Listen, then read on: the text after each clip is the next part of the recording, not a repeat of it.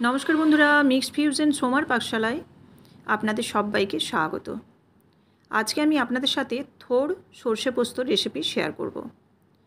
এর আগেও আমার চ্যানেলে থোরের বিভিন্ন রকমের রেসিপি আমি আপনাদের সাথে শেয়ার করেছি, কিন্তু আজকে আমি শেয়ার করছি থোরের সর্ষে পোস্ত। এই রেসিপিটি ভীষণই খেতে ভালো হয়, বিশেষ করে গরম ভাতের সাথে কিন্তু অসাধারণ লাগে। তো চলুন, এর জন্য প্রথমে আমি থোরটাকে কেটে ছোট ছোট করে কুচি করে নিলাম।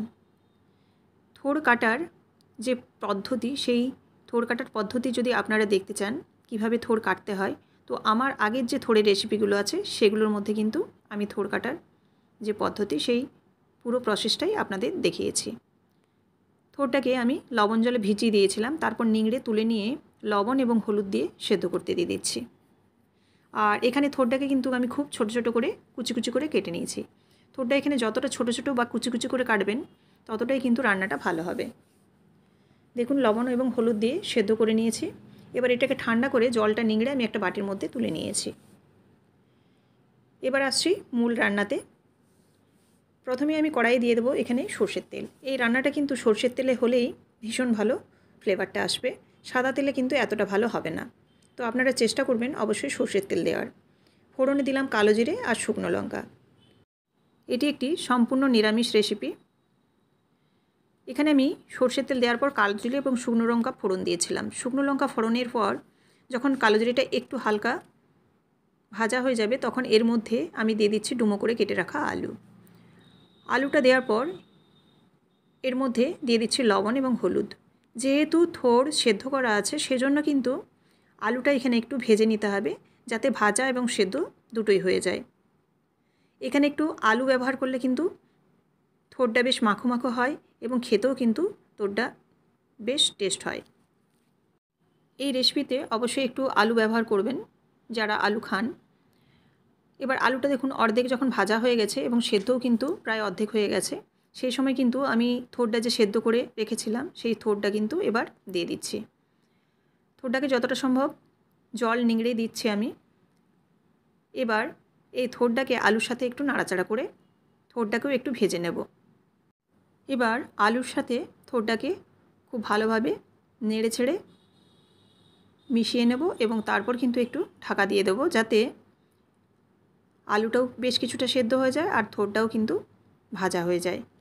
এবার দিয়ে দিচ্ছি খুব সামান্য একটু জিরে গুঁড়ো। এটা কিন্তু ভাজা জিরে, আপনারা চাইলে কাঁচা জিরেও ব্যবহার করতে পারেন। এখানে আমি ড্রাই রোস্ট করা জিরে দিলাম, দিয়ে ঢাকা দিয়ে দিচ্ছি। এতে আলুটাও সেদ্ধ হয়ে যাবে আর থোরটাও ভাজা হয়ে যাবে। এবার এদিকে আমি থোরটা ওদিকে ভাজা হচ্ছে আর আমি এদিকে একটা পেস্ট রেডি করে নেব। দিয়ে দিচ্ছি 1 চামচ কালো সর্ষে আর দিয়ে দিচ্ছি 1 চামচ পোস্ত। ঝালের জন্য দিয়ে দিচ্ছি বেশ কিছু কাঁচা লঙ্কা। ঝালটা আপনারা আপনাদের পরিমাণ মতো দেবেন। এবার দেখুন এই একটা মিহি পেস্ট আমি রেডি করে নিলাম।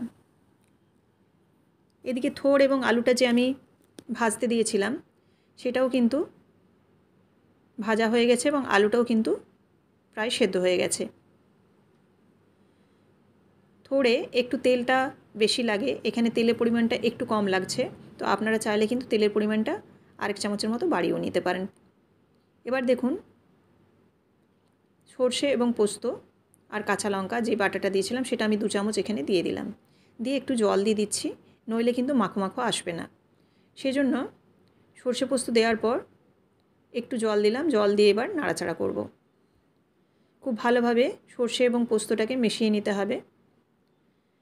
এবার এইভাবে বেশ কিছুক্ষণ সর্ষে পোস্তটাকে নাড়াচাড়া করে রান্না করে নিতে হবে। থোড়ে অবশ্যই একটু চিনি দিতে হবে। এখানে থোড়ের মধ্যে একটা কষ ভাব থাকে, সেই চিনিটা দিলে কিন্তু থোড়ের মধ্যে একটা ভালো টেস্ট আসে। তো অবশ্যই আপনারা চেষ্টা করবেন একটু চিনি দেওয়ার। এবার আরও আমি গ্যাসের ফ্লেমটা কমিয়ে মিনিট 2-3 মতো ঢাকা দিয়ে দিলাম। আর দেখুন এবার কিন্তু থোড় এবং আলু সেদ্ধ হয়ে গেছে আর এরকম মাখো মাখো একটা ভাব এসে গেলে কিন্তু নামিয়ে দেব। আলুগুলোকে খুন্তি দিয়ে একটু ম্যাশ করে নিয়েছি, এতে মাখো মাখো ভাবটা কিন্তু খুব ভালো আসবে। আর 2টো চেরা কাঁচা লঙ্কা দিয়েছি আর নামাবার আগে কিন্তু দিয়ে দিলাম 1/2 চামচের মতো সর্ষের তেল।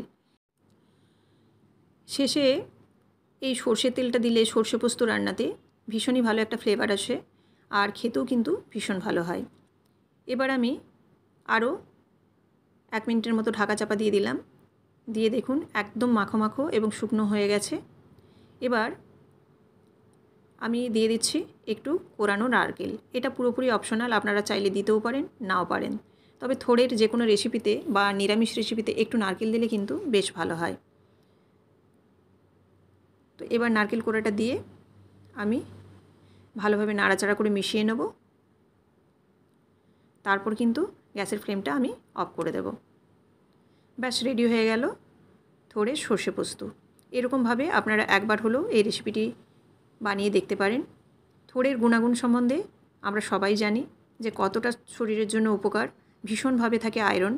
তো আপনারা যদি থোড় রান্না করেন তো এরকমভাবে একবার হলেও করে দেখতে পারেন। এই রেসিপিটি যদি ভালো লেগে থাকে অবশ্যই লাইক, কমেন্ট এবং শেয়ার করবেন। আর এরকমই বিভিন্ন ধরনের রেসিপি পাওয়ার জন্য অবশ্যই চ্যানেলটিকে সাবস্ক্রাইব করে বেল বাটনটি প্রেস করে দেবেন, যাতে আমার সমস্ত রান্নার আপডেট আপনাদের কাছে সবার আগে পৌঁছে যায়। আমার যে বন্ধুরা ফেসবুক থেকে দেখছেন তাদের কাছে অনুরোধ রইল অবশ্যই পেজটিকে ফলো করে দেবেন। দেখুন একদম রেডি হয়ে গেছে পরিবেশনের জন্য। ওপর থেকে আমি দুটো কাঁচা লঙ্কা দেখতে ভালো লাগার জন্য দিয়ে দিয়েছি। সম্পূর্ণ এই নিরামিষ রেসিপিটি নিরামিষ দিনে আপনারা কিন্তু বানিয়ে নিতে পারেন। এই রেসিপিটি কেমন লাগলো আপনারা অবশ্যই আমাকে রান্না করে কমেন্ট করে জানাবেন। আপনাদের কমেন্টের অপেক্ষায় আমি রইলাম।